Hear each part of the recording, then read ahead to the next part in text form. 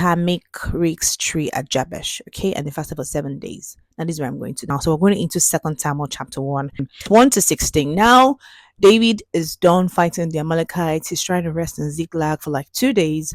On the third day, someone comes from Saul's camp and is like, Saul has been killed. So David's first instance is killed. How? Let's start to talk about the moral stories and these things that hit me. This is meant to be good news to David. In the whole of First Samuel, David is there fighting battles, hiding in caves, believing the Lord to rescue him. I mean, there was a point where Saul had pursued David to the point that there was no way of escape for David. Even though that God intervened, and that was how David was delivered. So when you read Psalm, now you see David say, "Oh, am I so escaped?" My brother is talking about his reality, what he went through. David's asking this guy, "What do you mean Saul is dead? How do you know this?" And this is where I'm going to. Now, first of all, this guy that came to lie to David had no business in the battlefield, but because he felt that since Saul had been David's enemy in quotes, right? Let me help David, help him bring good news. Meanwhile, it was bad news to David. So some people always feel that, right, because a certain person has been very antagonistic towards you and they've seen it over time vividly, they feel like, okay, it's like if I bring the good news in quote to this person that, oh, that particular person that has been hating on you has finally died, you're meant to be happy about it. No. It also just shows the state of the heart David had, a childlike heart.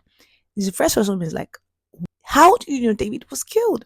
Him and David's like, where do you say you're from again?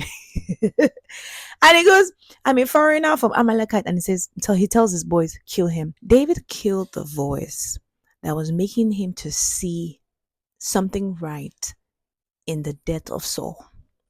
That young man who came and was saying, oh, David, I killed Saul, or Saul is dead, right?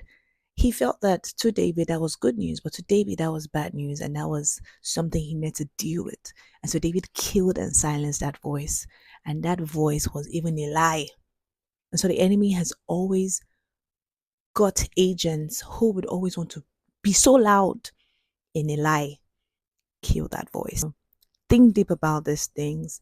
I pray that the Lord will give you grace to kill the voices that keep rising up, telling you and giving you some advices against God's will in learning how to deal with people that have hurt you.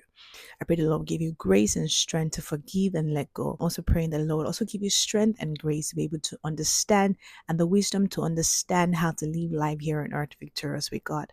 And so to the next episode, which will be happening next week Friday, stay tuned and don't forget, great is the company that shares the word.